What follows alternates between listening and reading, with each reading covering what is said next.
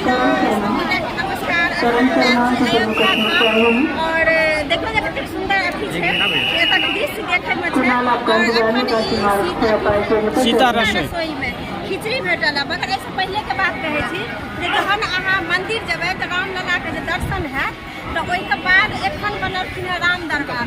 तो जहन अहाँ एतऽ से एंट्री हेतै तऽ हमरा सबके तऽ नीक छलै जे गाड़ी से उतरलहुँ डायरेक्ट मंदिर चलि गेलहुँ। मगर जखन अहाँ रामलला के दर्शन करबै तऽ घुमि कऽ फेर ऊपर जेबै तऽ अहाँके राम दरबार ओहिमे सीताराम हनुमान सब छथिन।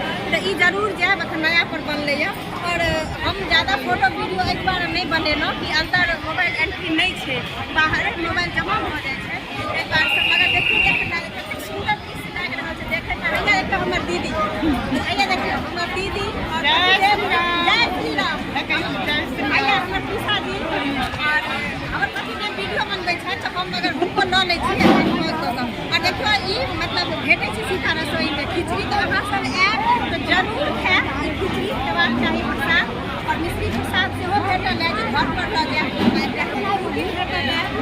जय श्री राम। जय श्री राम। धन्यवाद योगी जी। हाँ हाँ सही बात।